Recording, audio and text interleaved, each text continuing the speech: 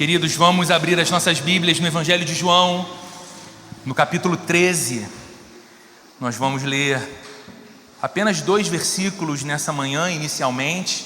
Nós teremos outras citações bíblicas, mas nós vamos refletir juntos e mergulhar um pouco mais profundamente nesses 2 versos de João, no capítulo 13, são os versos 34 e 35. E as coisas tão profundas e significativas que Jesus nos fala aqui. Caso você esteja sem uma Bíblia, prefira, o texto está sendo projetado nessa TV aqui atrás de mim, você pode acompanhar a leitura. Diz assim o relato de João, registrando as palavras de Jesus, nesse momento tão importante da sua vida, em que ele faz uma última refeição com os seus discípulos, antes da sua prisão, condenação e morte numa cruz. E nesse encontro tão cheio de emoção e tão cheio de instruções, o Senhor diz essas palavras nos versos 34 e 35: um novo mandamento dou a vocês: amem uns aos outros. Como eu amei, vocês devem amar uns aos outros. E deste modo, todos saberão que vocês são meus discípulos, se vocês amarem uns aos outros. Senhor, estamos diante da Tua palavra e Te louvamos porque ao nosso coração foi permitido Te adorar nessa manhã. Te louvamos porque, reunidos com amigos e irmãos, cantamos ao Deus da vida, cantamos ao Senhor da história, cantamos para aquele que nos fez para a Sua glória, e então tributamos a glória devida ao Teu nome. Mas agora, Senhor, o nosso coração está exposto diante da Tua palavra e pedimos que, por obra do Espírito Santo, aquela obra que só o Espírito Santo pode realizar, o Senhor nos fale profundamente ao coração, o Senhor nos edifique, o Senhor nos conforte, o Senhor nos alegre, o Senhor nos corrija, o Senhor nos aponte o Teu caminho, de modo que a nossa vida encontre aquela alegria que só pode ser desfrutada quando vivemos o propósito para o qual nós fomos criados: pertencer a Ti e andar contigo do Teu jeito, em nome de Jesus, amém. Queridos, existe uma tendência silenciosa no coração da gente. É o tipo de coisa que só dá em ser humano, sabe? A tendência é a seguinte: nós queremos amar a Deus. Dificilmente, sobretudo no Brasil, um país tão majoritariamente religioso e até mesmo cristão, dificilmente você vai encontrar alguém que diz assim: não, eu sou indiferente a Deus, não tenho, nem quero ter nenhum tipo de afeto por Ele. Não, nós queremos amar a Deus, mas estranhamente nós costumamos resistir ao modo que Deus nos chama para expressar esse amor. A gente quer amar, só que quando a gente se aproxima da Bíblia, onde Deus se revela, nós vemos Deus pedindo para que a gente expresse esse amor que dizemos ter por Ele, amando. E aí o coração da gente tem uma tendência de resistir a esse negócio. A gente gosta de tentar estabelecer uma relação com Deus nos nossos termos, não nos termos dele. Nós amamos, por exemplo, a ideia de fé. Todo mundo gosta de pensar sobre a fé. Todo mundo gosta de dizer que possui fé, talvez uma fé bem forte, inclusive. Mas nem sempre nós celebramos, por exemplo, a realidade da comunhão para onde a fé aponta.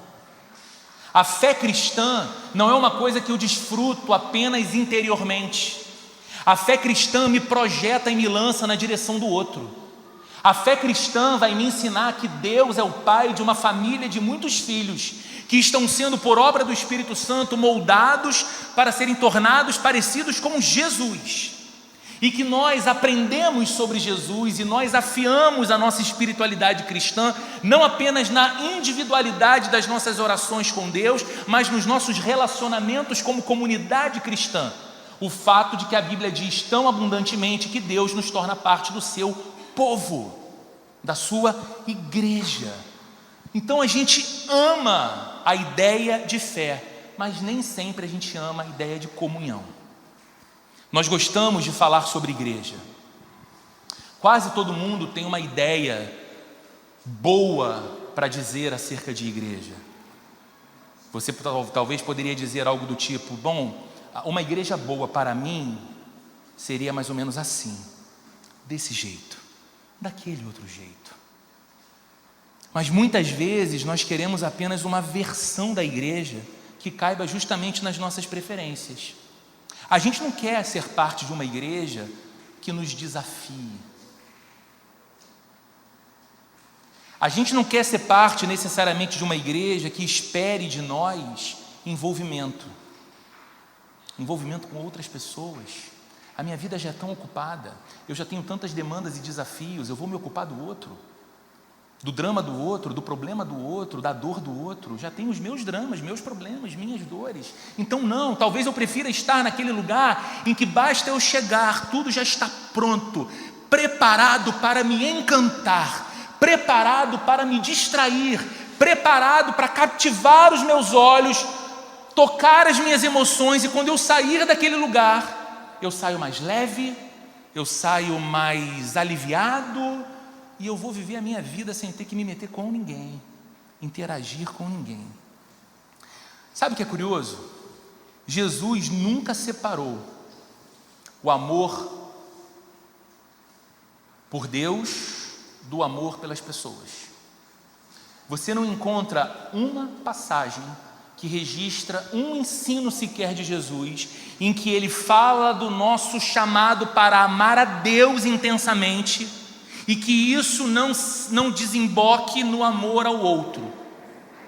Quando Jesus resume a lei, quando Jesus faz um resumo, ele faz isso para judeus que tinham mais de 600 leis religiosas e cerimoniais catalogadas em sua fé. E quando Jesus faz um resumo ao ser questionado qual lei era mais importante, o que ele diz? Ame a Deus, amarás o Senhor, o teu Deus, de todo o teu coração, com toda a tua força e com todo o teu entendimento. E o segundo, que é semelhante ao primeiro, amarás o teu próximo como a ti mesmo. Ele não deu nem margem para que a pessoa pensasse: ok, me basta uma relação vertical com Deus, uma relação íntima e interior com Deus, e o outro não me importa. O outro é completamente essencial nessa equação da relação com Deus. Jesus nunca separou ser parte do povo de Deus com viver em comunidade. Jesus nunca nos ensinou alguma noção de membresia de igreja que confere a você um certificado ou uma carteirinha, sabe? E aí você diz assim: agora eu sou um membro daquela igreja ou daquela outra igreja. A noção de membresia de igreja à luz da Bíblia não é essa. A noção de membresia de igreja à luz da Bíblia é pertencimento. É você entender que dessa igreja de Jesus, que é uma igreja universal, espalhada em todos os lugares do mundo, das culturas mais distintas e variadas, Deus nos fez parte de uma comunidade local, nos inseriu em uma comunidade local, que não é melhor do que outra, que não é pior do que outra, é apenas uma expressão do reino de Deus na terra, mas que ao me unir àquela comunidade, Deus espera de mim pertencimento, filiação, não um trato educado apenas em que eu me refiro aos outros como irmão e irmã, especialmente quando eu sequer lembro o nome dele ou dela, mas que eu trato de fato, do fundo do meu coração, estas pessoas que Deus uniu debaixo do mesmo teto de uma igreja comigo, como parte da família estendida que eu possuo, a família da fé. E é interessante porque foi justamente no momento mais tenso da sua vida aqui, no seu ministério, estando à mesa com os seus discípulos para uma última refeição, que Jesus revela esse mandamento que resume a vida cristã. Ele vira para os discípulos que ele tanto amava. E vale lembrar que essas palavras ditas aos discípulos nos cabem e nos servem, se o que nós queremos ser como cristãos é discípulos de Jesus, é ser discípulos de Jesus. Jesus não tem fã-clube, Jesus não tem admiradores, Só há dois tipos de pessoas na relação com Jesus: aquelas que o seguem e são seus discípulos, e aquelas que estão longe dele. Então, se nós somos discípulos de Jesus, essas palavras que ele disse àqueles homens que ele tanto amava ao redor de uma mesa, é dita também a nosso coração nessa manhã: um novo mandamento dou a vocês, amem uns aos outros. Como eu os amei, vocês devem amar uns aos outros, porque desse modo todos saberão que vocês são meus discípulos, se vocês amarem uns aos outros. É interessante, porque Jesus ensina então a nós que o amor é o verdadeiro teste da fé. O verdadeiro teste da fé não é o conhecimento teológico. Não é interessante? Você pode conhecer boa teologia, você pode conhecer teologia bíblica, teologia ortodoxa, teologia fiel à palavra de Deus, e você pode ser capaz, inclusive, de falar um pouco sobre ela, e ainda assim não ser discípulo de Jesus, porque a principal evidência da verdadeira vida cristã não é o conhecimento teológico. A principal evidência da vida cristã e o verdadeiro teste da fé não são as reações que nós temos quando cantamos em louvor a Deus. Sim, você pode levantar as mãos em louvor, o seu rosto pode ficar molhado pelas lágrimas porque a música tocou teu coração. Você pode ter expressões visíveis e até mesmo emocionalmente sinceras enquanto canta músicas lindas, e ainda assim não ser um discípulo de Jesus, porque o que você expressa enquanto adora a Deus e pelas horas que consegue fazer isso, não é o verdadeiro teste da fé. Jesus nos ensina que o verdadeiro teste da fé não é a eloquência com a qual nós falamos sobre a fé. Então veja, queridos, o verdadeiro teste da fé, inclusive no que me cabe dizer a meu respeito, não é a minha capacidade de segurar um microfone e ficar alguns minutos aqui falando com vocês. Isso não garante sequer que eu sou um discípulo de Jesus. O que Jesus ensina a você e a mim é que o verdadeiro teste da fé é o amor. E esse amor que começa com Jesus, esse amor que ganha concretude na obra do Redentor, que entrega a vida na cruz por pecadores como eu e como você, e esse amor que se manifesta entre nós por causa de Jesus, é o que nos fala esse texto de João 13. É o que esse texto de João capítulo 13 nos convida a redescobrir na nossa vida cristã, esse amor. O ponto de partida então não é o que nós fazemos. O ponto de partida da vida cristã não é o que nós fazemos, é o que nós recebemos. Eu amo um autor já falecido, foi um pastor muito importante e durante muitos anos ficou conhecido como um pastor de pastores, porque escreveu muito sobre ministério pastoral, o Eugene Peterson. E certa vez, escrevendo sobre oração, Eugene Peterson disse o seguinte: a oração nunca é a primeira palavra, é sempre a segunda. O que ele queria dizer com aquilo? Ele dizia: a gente pode ter uma ideia de que nós primeiro nos aproximamos de Deus e então falamos, e aí Deus responde às nossas orações, mas ele diz: isso está errado. O próprio movimento da oração já é uma segunda palavra. Nós estamos respondendo ao Deus que existe, ao Deus que nos chama, ao Deus que se revela, ao Deus que manifesta em nosso próprio interior a nossa profunda necessidade dele. Então nós somos levados a orar, porque a oração é resposta. O mesmo vale para isso que nós estamos dizendo aqui. O ponto de partida da nossa vida cristã não é o que a gente faz, não são as nossas determinações de que agora seremos isso ou faremos aquilo com Deus ou para Deus, mas é aquilo que nós recebemos dele. E o que nós recebemos de Deus, irmãos, em Cristo? O seu amor. Antes de amarmos uns aos outros, nós precisamos lembrar como fomos amados por Jesus.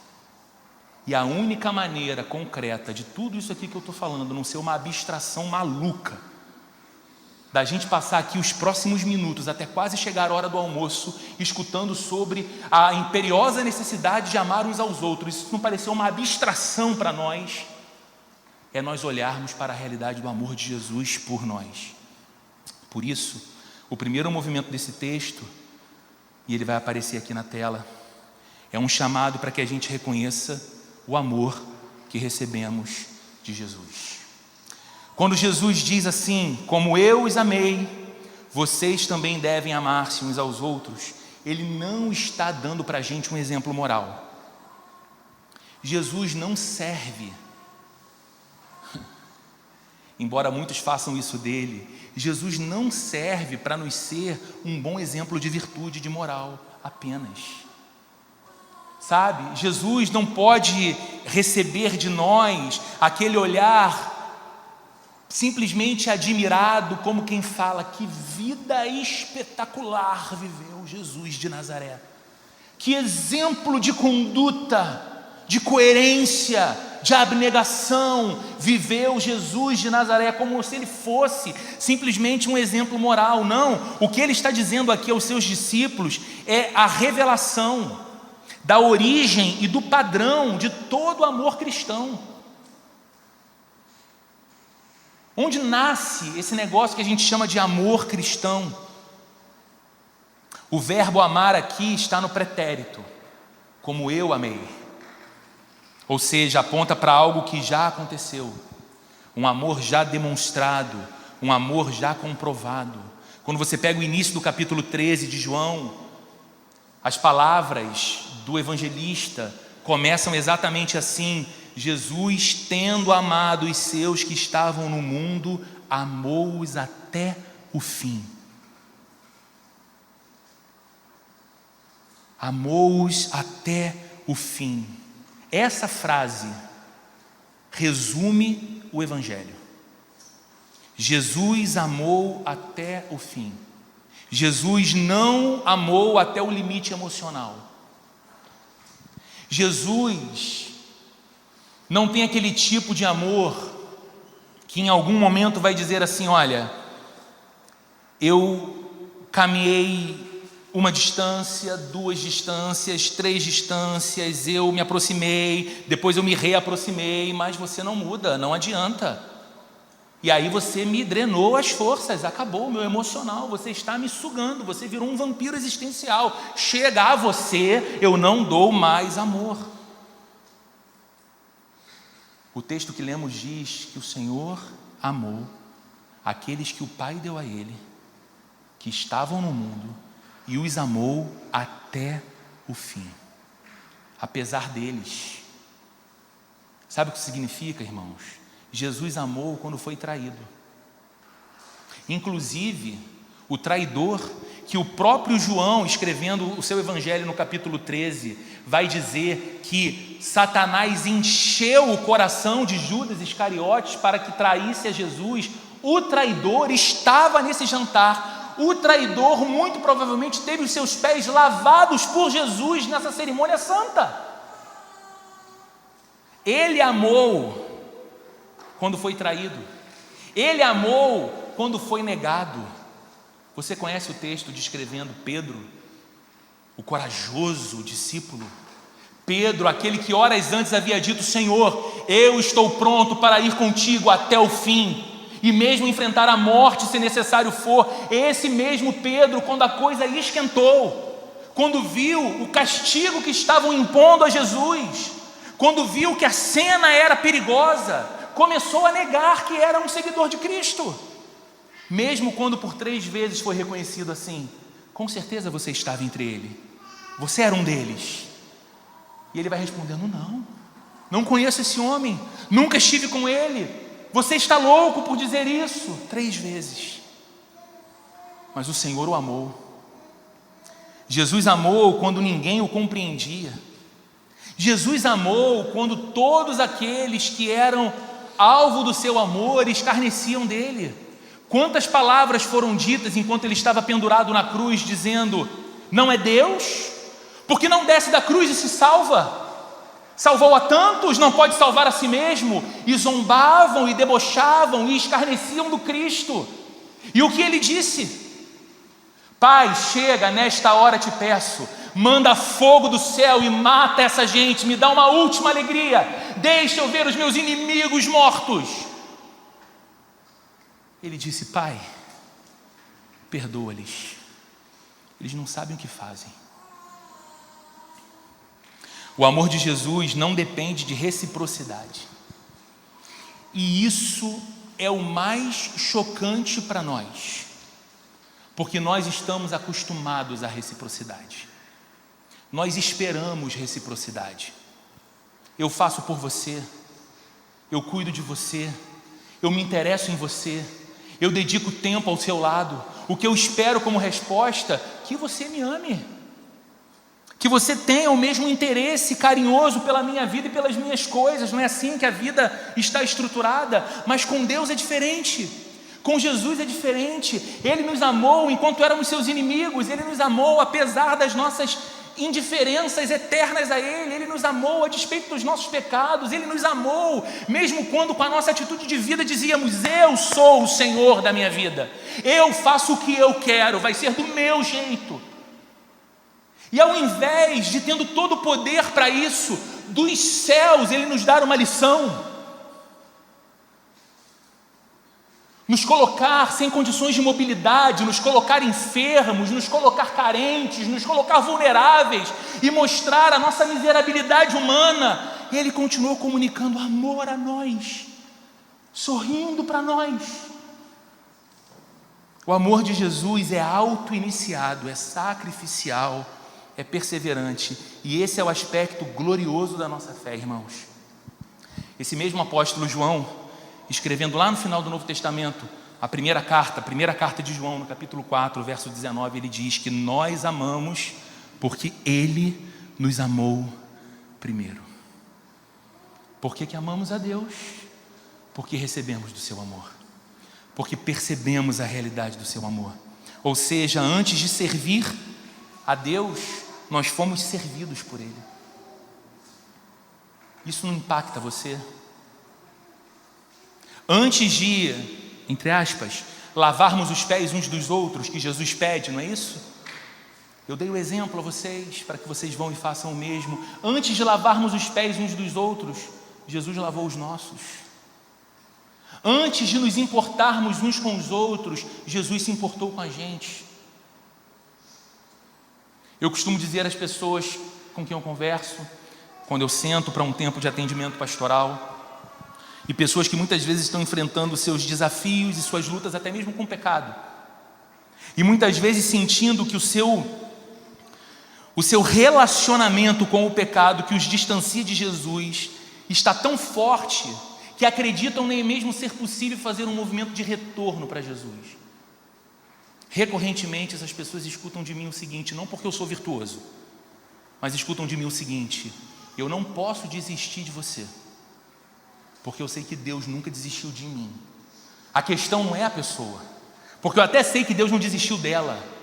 O que me constrange é lembrar que mesmo eu tendo dado a vida toda todos os motivos para que Jesus me desse as costas, Ele nunca considerou nenhum motivo forte o suficiente. Ele continuou me amando, Ele continuou vindo ao meu resgate, Ele continuou me erguendo, Ele continuou me levantando. Eu não posso desistir dos outros, não porque sou virtuoso, mas porque é imperioso que seja assim. Cristo pede isso de nós. A caminhada com Jesus começa então com esse espanto: Ele me amou. Isso é espantoso, irmãos. E se o seu coração é tão anestesiado para o poder dessa verdade, peça muito ao Espírito Santo que quebre teu coração por dentro hoje, para que você possa de novo sentir a glória dessa verdade. Ele me amou. Eu não dei nada para Ele me amar.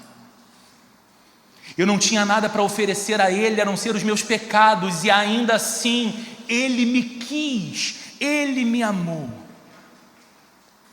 Eu digo a você que é impossível compreender a vida cristã, e é mais até, é impossível compreender a vida da igreja, permanecer numa igreja com alegria, com compromisso, sem ter o coração aquecido por essa verdade.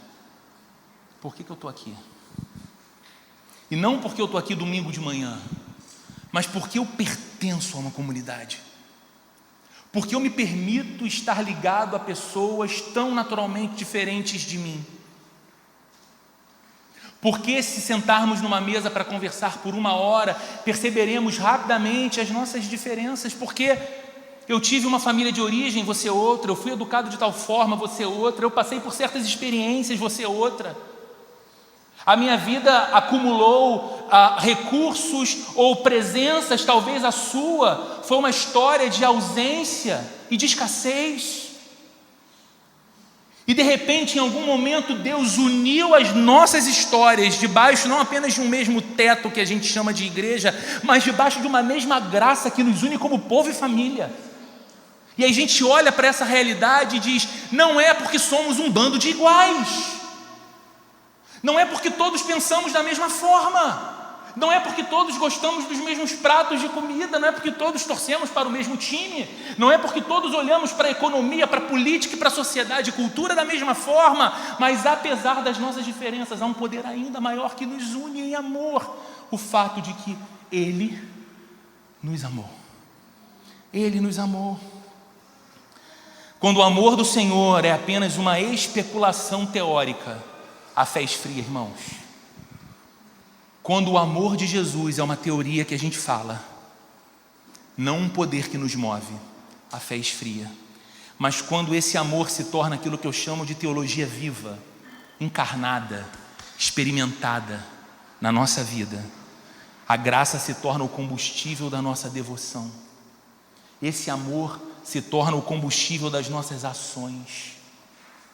O mesmo João, na mesma primeira carta, no capítulo 3, verso 16, diz: nisto conhecemos o amor, que Cristo deu a sua vida por nós, e nós devemos dar a vida pelos nossos irmãos. João facilitaria muito para a gente se ele só escrevesse: nisso conhecemos o amor, Cristo deu sua vida por nós. E a gente falar: que lindo, Senhor, obrigado. Só que o conhecimento do amor, ele dá um passo além. Não é apenas saber que fomos amados, é agora viver a dinâmica do amor. Assim como Cristo deu sua vida por nós, nós devemos dar a nossa vida pelos irmãos. Talvez o maior motivo da apatia espiritual que visita muitos crentes atualmente não seja a falta de conhecimento. Talvez o principal motivo da apatia espiritual seja a incapacidade de lembrar e de praticar aquilo que nós já conhecemos. Não nos falta conhecimento, irmãos. Não nos falta versões e mais versões de Bíblias impressas, de Bíblias digitais.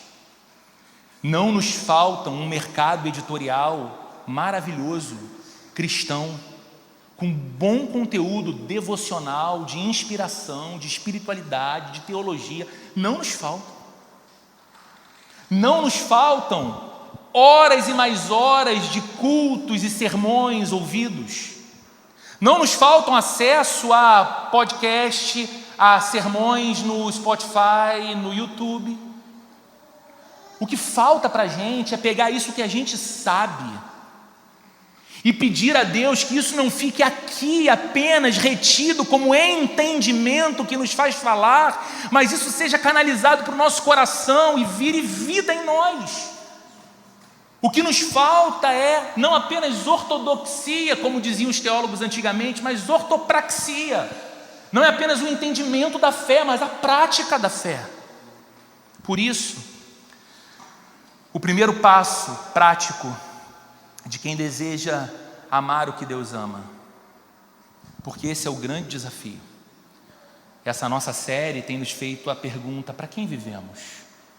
E se afirmamos que é para Deus que nós vivemos, nós precisamos então expressar na nossa vida um desejo de amar aquilo que Deus ama. E para amar o que Deus ama, o primeiro passo prático que a gente tem que fazer é voltar para o Evangelho.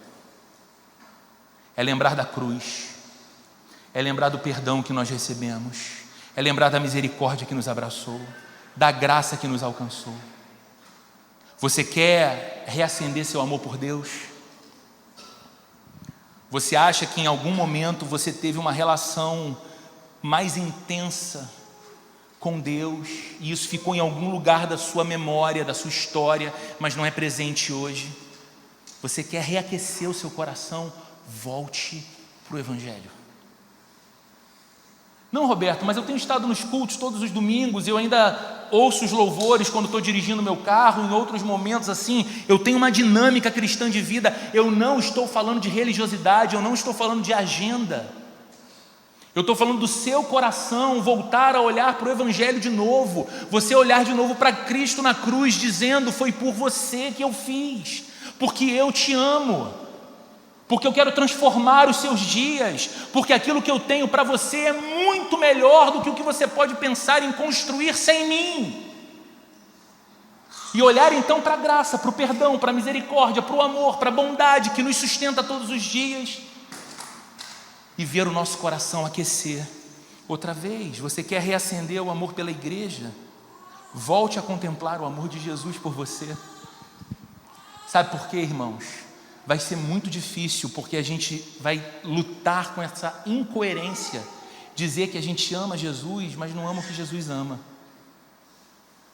Uma vez uma atriz bem famosa, brasileira, deu uma entrevista num podcast, e ela disse o seguinte: Jesus é fantástico, eu acho Jesus sensacional, o que estraga é o fã-clube dele. E ela estava fazendo uma referência crítica à igreja. Especificamente, essa moça não vive absolutamente nada em seu cotidiano que reflita a sua admiração, apreço e amor por Jesus, porque a sua vida prática diz outra coisa. Mas há uma crítica verdadeira no que ela fala, porque muitas vezes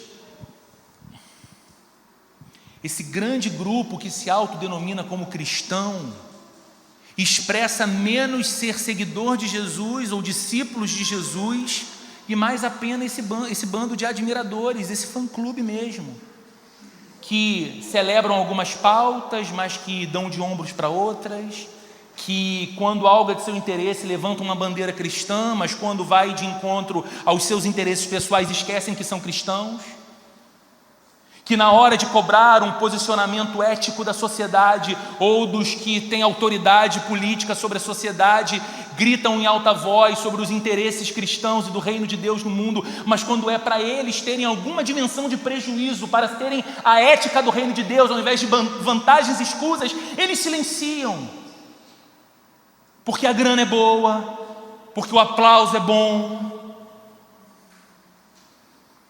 Quem sabe que é profundamente amado não precisa ser convencido a servir, por exemplo, porque apenas responde com gratidão ao amor que já recebeu.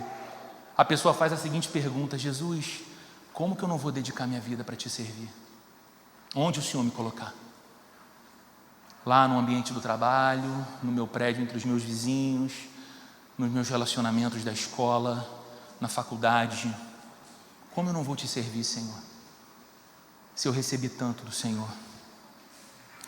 O amor de Cristo não é um destino final, ele é um ponto de partida, porque ele nos alcança, mas ele se torna visível aos outros através de nós. Por isso, o segundo movimento desse texto, e o último que nós vamos refletir juntos, é um chamado para viver o reflexo desse amor. É esse amor que refletimos em comunidade. Veja o que Jesus fala: amem-se uns aos outros, como eu os amei, vocês devem amar-se uns aos outros. Com isso, todos saberão que vocês são meus discípulos. Ele disse essas palavras, como nós sabemos, à mesa com os seus discípulos, no mesmo lugar onde ele havia acabado de lavar os pés sujos desses discípulos. E aquele era o gesto mais inesperado. Mais inesperado. Como assim o Senhor se ajoelhando diante dos servos? Como assim o rei se ajoelhando para fazer o trabalho mais humilde, mais servil? O rei se faz servo para mostrar que a comunhão cristã não se sustenta por status, a comunhão cristã não se sustenta por posição destacada, mas por serviço. Por que isso é importante, irmãos? Porque às vezes a gente pensa em comunhão nos seguintes termos: eu tenho afinidade com ela. Então, como nós temos afinidade, eu vou me aproximar um pouco mais dela. E ela é parecida comigo, eu sou parecido com ela. E a gente então vai ter aqui a nossa expressão de comunhão cristã. E não é que nós não podemos cultivar amizades que nos são caras e que nós trazemos mais para o núcleo da nossa vida. A questão é que nós não podemos olhar para a igreja apenas em busca dos nossos semelhantes, parecidos. Nós precisamos olhar para essa comunidade, por exemplo, com um coração de servos. E entender que aquilo que estabelece a comunhão entre nós não é a posição, não é o título, não é o CEP, não é a experiência cultural, não é o extrato bancário, não é a profissão, o currículo. O que estabelece a comunhão entre nós é o serviço do amor. Fomos servidos por Cristo. E o Cristo que chamamos de Senhor nos chama para imitá-lo, sendo servos uns dos outros. Então só há sentido na minha vida cristã se eu estou disponível para servir você. Jesus está dizendo: vocês serão reconhecidos não por um símbolo, mas por um estilo de vida. O distintivo do cristão verdadeiro não é uma cruz pendurada no peito, na parede, no adesivo do carro. O distintivo do cristão é uma vida marcada por causa do poder da cruz, pelo amor que serve, pelo amor que acolhe, pelo amor que perdoa. Esse é o distintivo cristão. Foi por esse amor que Jesus disse que nós seríamos conhecidos. Jesus nunca disse que nós seríamos conhecidos por uma representatividade na sociedade, por uma voz que seria ouvida porque bem articulada. Jesus disse que nós seríamos reconhecidos como seus discípulos por causa do amor, o amor de uns para com os outros. O amor de Jesus é o modelo e a medida do amor que nos une. E é impossível, portanto, viver esse amor de modo isolado. Desculpe, se você pensa que é possível dizer e continuar afirmando com toda a sua sinceridade: eu amo a Deus, eu só não curto muito pessoas, tem alguma coisa errada com essa sua compreensão de amor a Deus. Porque Deus só recebe amor na relação com o outro. A fé cristã floresce em comunidade, irmãos. Não porque as pessoas são perfeitas. Não. Se você entra nesse lugar aqui e espera encontrar aqui pessoas perfeitas, você vai se decepcionar muito. Eu espero que você aqui encontre gente sincera na sua relação com Deus. Gente sincera que reconhece seus próprios pecados, sua própria miserabilidade humana. Por isso mesmo depende da graça. Por isso mesmo não se coloca prepotente ou arrogante diante de quem quer que seja. Alguém que esteja aqui ou alguém que esteja do lado de fora dessa igreja. Porque entende que diante de Cristo e à sombra da cruz somos todos iguais, estamos todos no mesmo patamar. Mas queremos sinceramente amar a Deus em resposta ao amor dele. Isso você pode esperar nesse lugar. Mas uma comunidade floresce. Essa igreja tem florescido e ela vai continuar florescendo, não porque as pessoas são perfeitas, mas porque Deus escolheu a igreja como ambiente onde nós aprendemos a amar, com sinceridade, com humildade e com graça. Deixa eu te dizer uma coisa, se é que você já não percebeu isso, eu sou uma pessoa difícil de amar. E se você tiver mais dúvidas sobre isso, conversa com a Sheila. Ela pode te dizer todos os aspectos em mim que fazem ser um desafio que alguém me ame. E tenha certeza, por mais que você talvez até se julgue assim um belo alecrim dourado, é difícil amar você.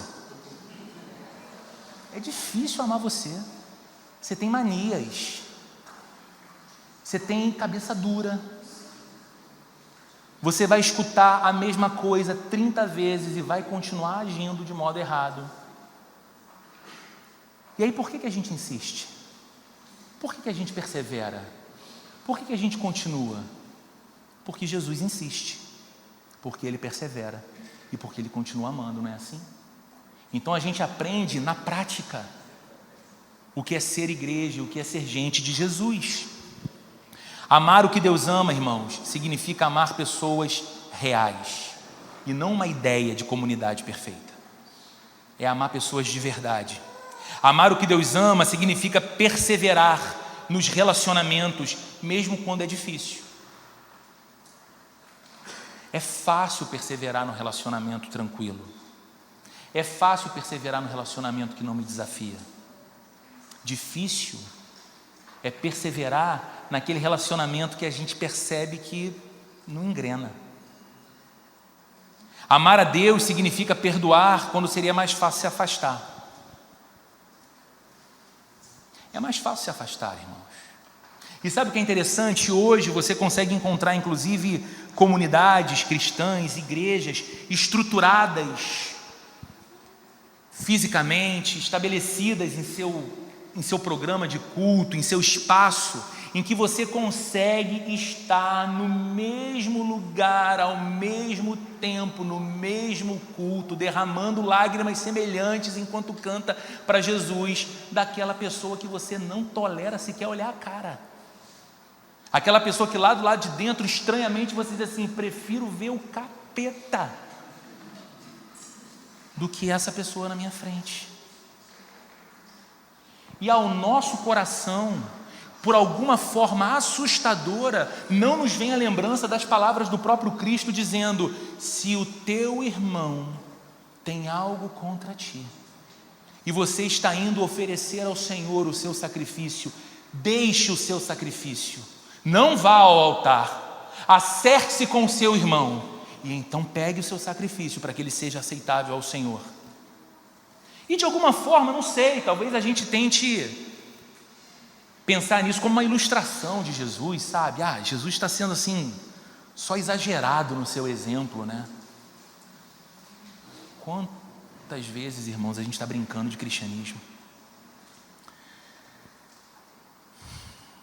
Amar o que Deus ama significa servir, mesmo quando o ego, principalmente incentivado pela cultura que nós vivemos, prefere que a gente seja servido.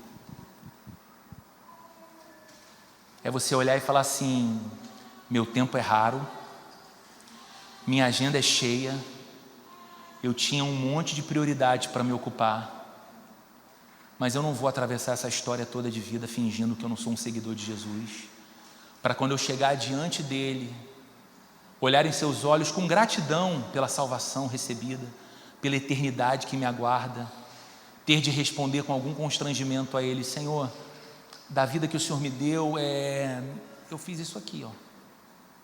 Mas o Senhor viu, eu trabalhei bastante, fiz grana, provei para um monte de gente o meu valor e que eu conseguia, paguei as boas escolas para os meus filhos, comprei imóveis, dei patrimônios, deixei herança, mas aí quase não me sobrou tempo, Senhor, para ser crente além do domingo, sabe? O Senhor me desculpa. E Ele não vai estar com a cara franzinda para você, para te expulsar da presença dele ou para te rejeitar. Mas sabe quando você se depara com aquele olhar que prova para você que muita coisa foi perda de tempo? O amor de Jesus não é apenas algo que você sente, é algo que você pratica. Ele se traduz em presença, estar junto, caminhar junto, não viver uma fé solitária. Não existe fé solitária, irmão. O amor de Jesus se traduz em serviço, usar os seus dons, o seu tempo, para o bem do corpo de Cristo, que é a igreja. Não precisa responder para mim, responda para você. Você ama a igreja de Jesus? Você ama a igreja de Jesus? Talvez eu fale igreja, você pensa no endereço, né? Otávio de Faria 41, Recreio dos Bandeirantes. O nosso amor pela igreja de Jesus vai passar em alguma dimensão pelo nosso amor e o nosso zelo por esse lugar, sim. Mas é muito mais do que isso, gente, é muito mais que prédio. O amor de Jesus se traduz em testemunho. O mundo crê quando vê o amor de Deus encarnado nas nossas relações. Às vezes a gente está tentando convencer as pessoas com um discurso. Às vezes a gente está tentando provar para as pessoas que Jesus é real através das nossas palavras de convencimento. E aí a gente faz um curso de evangelismo explosivo, a gente lê um livro que nos ensina a uma abordagem mais incisiva para que a pessoa decida por Cristo, e tudo isso tem seu lugar e tem seu valor, gente, é ótimo. A gente só esquece que o maior testemunho, o mais poderoso testemunho é quando o evangelho é proclamado por uma comunidade que expressa o amor em si, nas relações. A igreja é o corpo de Cristo, e isso não é só uma metáfora bonita, é uma realidade espiritual. Você já teve a experiência de ter o seu dedinho do pé, por exemplo, com uma unha encravada, que inflamou, e aí você precisa colocar o calçado, porque infelizmente você não pode ir de chinelo para o trabalho, e você passa o dia inteiro por causa de um dedinho, sentindo uma dor no corpo todo, um mal-estar no corpo inteiro. Quando um membro do corpo sofre, todo o corpo sofre. E quando a Bíblia diz que nós somos membros uns dos outros, constituindo um corpo do qual Cristo é o cabeça, é disso que a Bíblia está dizendo. Que o sofrimento do meu irmão precisa em alguma medida doer em mim.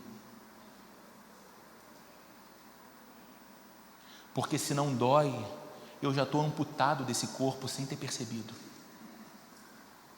Quando um membro do corpo é honrado, todos se alegram. Todos celebram.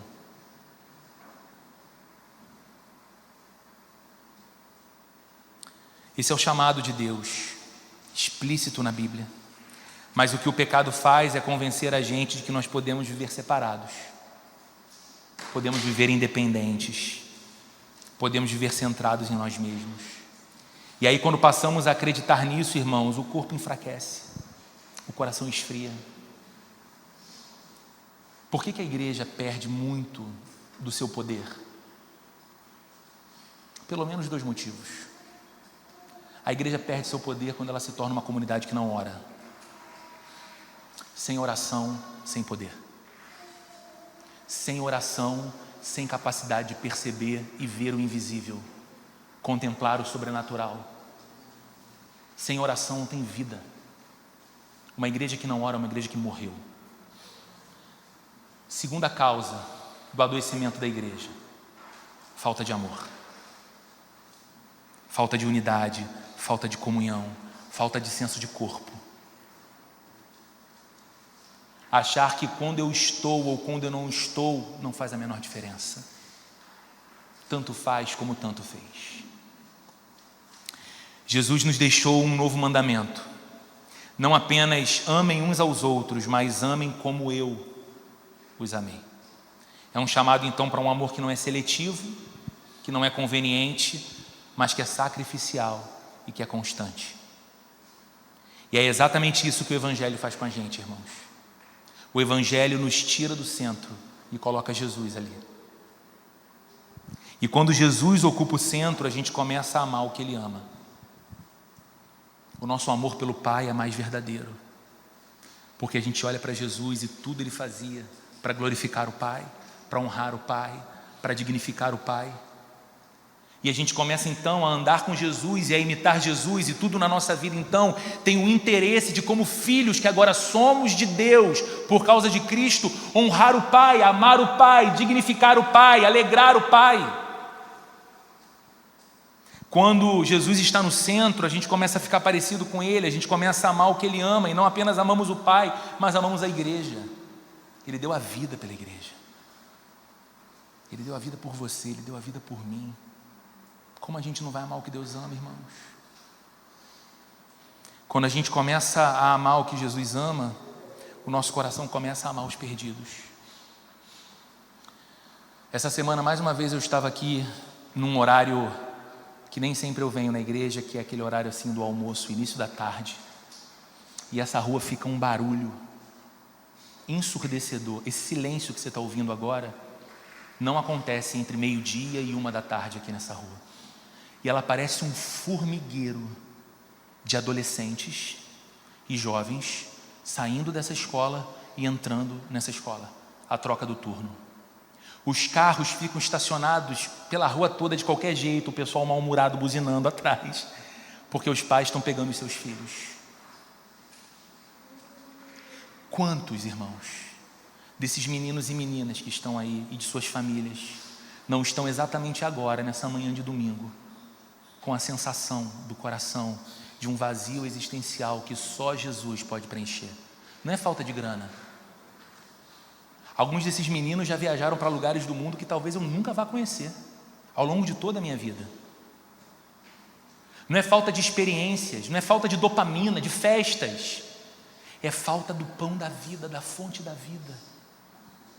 E aqui, nesse lugar, a poucos passos de distância dessa escola, onde 2.000 alunos estão matriculados, nós estamos falando daquele que é o pão da vida, a fonte da vida, que ressignifica a vida. Mas o nosso coração precisa ser aquecido de amor pelos perdidos. A gente tem que olhar para o que Deus ama. A gente precisa entender que a cruz não foi só para a gente, que o Evangelho ainda não cumpriu sua missão de alcançar todos os povos, em todos os lugares e todas as famílias, e não só nos outros continentes tão distantes de nós, mas no nosso bairro, às vezes no nosso prédio. Que Deus nos dê amor pelos perdidos. Por isso, irmãos, a resposta que esse texto nos chama a dar, e aqui eu encerro, é uma resposta prática. Se você tem andado distante, volte para a comunhão do corpo de Cristo. Cuidado com esse canto da sereia que tenta convencer você a pensar: não tem nada a ver, eu estou bem, eu estou lá, eu sou da igreja, eu vou quando dá, eu vou quando eu posso. Mas você olha na prática e você vê: eu já estive muito mais presente, eu já estive muito mais conectado. Volte para a comunhão. Se você tem vivido apenas para si, comece ou volte a servir. Irmãos, isso é poderoso. Enquanto nós cuidamos das coisas de Deus e das coisas dos nossos irmãos, Deus cuida das nossas. A gente teve aqui ontem um encontro maravilhoso com líderes e voluntários da nossa igreja, uma manhã deliciosa, e muitos testemunhos sendo compartilhados. Eu tive a alegria de ouvir mais uma vez do nosso querido Jurandir, presbítero da nossa igreja, o depoimento de quando anos atrás, servindo numa outra igreja, numa outra cidade, em Macaé, a igreja passando por um tempo de dificuldade, de uma necessária reengenharia financeira, ele com outro grupo de irmãos abraçaram a causa e vamos cuidar da igreja, num tempo que ele precisava ver as próprias coisas da vida dele sendo cuidadas. E ele testemunhou aqui: irmãos, à medida que eu ia cuidando da casa de Deus, eu fui vendo Deus cuidando das minhas coisas, e a gente estava vendo o Jurandir aqui emocionado, testemunhando isso, porque é uma verdade, irmãos. A gente arregaça as mangas e a gente fala: Jesus, aqui está a minha vida para te servir, com o que eu tenho, com a minha limitação, com a minha dificuldade, com a minha pequenez, mas eu quero te servir. E a gente começa a ver Deus cuidando das nossas coisas. E o contrário também é verdadeiro. A gente se esquece das coisas de Deus e vai cuidando só das nossas, e nunca basta. O cansaço nunca passa. Se você tem olhado para a igreja apenas como um lugar para onde você vai, volte a olhar para a igreja como uma família para pertencer. Ela é o corpo de Cristo. Ela é a família dos filhos e das filhas de Deus, e Deus não sente vergonha dela. Às vezes, talvez você ande pela rua e, por conta do mau testemunho de muitos cristãos na sociedade, você até sinta um constrangimento de dizer-se participante de uma igreja. Deus não tem vergonha de sua igreja. Não tenha você também. A cruz nos lembra que Jesus não nos amou porque éramos dignos, mas Ele nos amou para nos tornar parte de sua família, apesar da nossa indignidade. E agora Ele nos convida a amar como Ele amou, até que o mundo veja em nós o reflexo desse amor e creia nele. Vamos orar? O louvor vai vir aqui à frente, nós vamos cantar mais uma canção juntos, mas eu quero orar com você. Senhor, nós reconhecemos que é muito mais fácil falar de amor do que amar. É muito mais fácil idealizar o amor do que praticá-lo.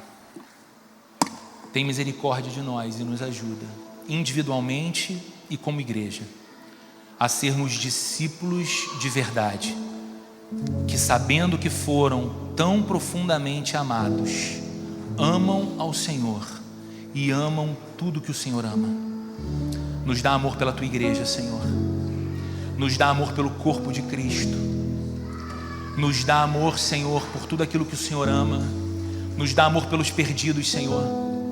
Te fazemos nessa manhã uma oração especial, Senhor. Nos dá um amor como igreja, um amor que nos faça adotar espiritualmente essa escola bem diante de nós.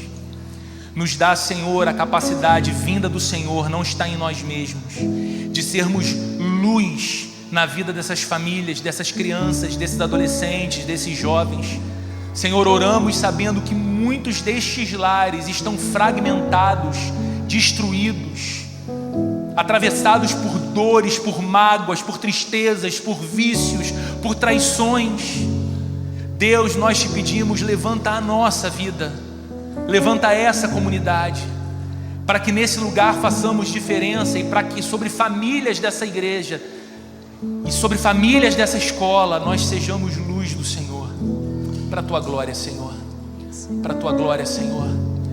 Batiza o nosso coração com amor, nos dá a capacidade de amar como o Senhor ama, de olhar para aqueles que estão longe do Senhor com o mesmo olhar terno e compassivo do Senhor. Nos torna como Jesus, Senhor, nos torna como Jesus.